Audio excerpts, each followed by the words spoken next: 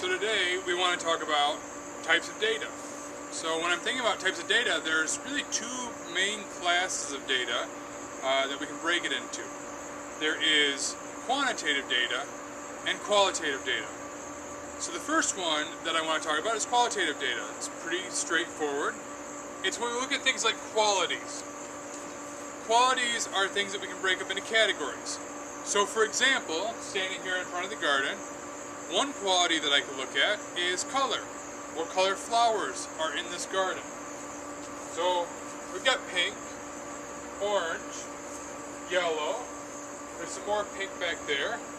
And if I wanted to study a population of flowers, or look at a sample, then I can start looking at the individual flowers and seeing that in this garden, for example, I've got yellow flowers, I've got pink flowers, I've got orange flowers. That's a quality. Each individual has a measurement on that variable of color, and those measurements are different colors, orange and pink and yellow. The other type of data is quantitative data. Quantitative data is something that I measure and has some type of numeric value associated to it, some measurement that's numeric. So for example, I could measure the height of a flower. So for example, this flower right here is 27 inches tall.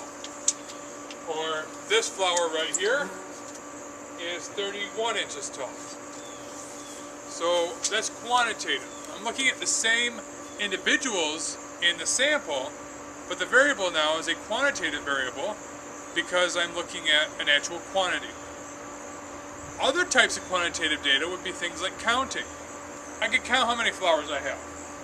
So right here on this plant of zinnias, I've got 1, 2, 3, 4, 5, 6, 7, 8, 9, 10, 11 flowers on that particular plant of zinnias. So again, it's quantitative. I'm counting something or I'm measuring something with some type of numeric value. So the difference between qualitative data and quantitative data is whether or not you're measuring something with a numeric value or if you're categorizing it. So examples of qualitative data would be like colors. Other qualities that I can look at in the flowers would be things like this flower is soft, whereas this flower is poking. Things of that nature where I give some type of category. When I'm talking about quantitative data, there are two different types of quantitative data. One is continuous data. So a good example of continuous data would be something like measuring how long something is. So if I wanted to measure the length of this part of the garden, I could actually pull it out.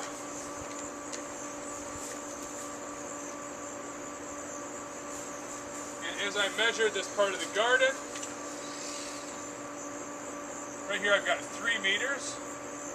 And we call it continuous because if I measured a little bit further, it could be 3 meters in a centimeter, or 3.02 centimeters, or 3.015 meters. There's like a continuum of different values that I could take. Right? Measuring something out, I can break it down into smaller and smaller increments. Meters, centimeters, millimeters, and so on and so forth.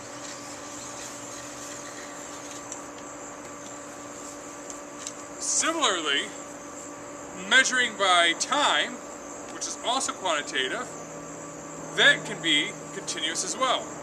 So continuous because if I throw this ball up and see how long it stays in the air, it was 1.76 seconds. Now if I wanted to, I could get more precise. I could go down to the 1,000th of a second, or the 10,000th of a second, so on and so forth. There's like this continuum of values that I could take on. So we call that continuous quantitative data. The other type of quantitative data is discrete.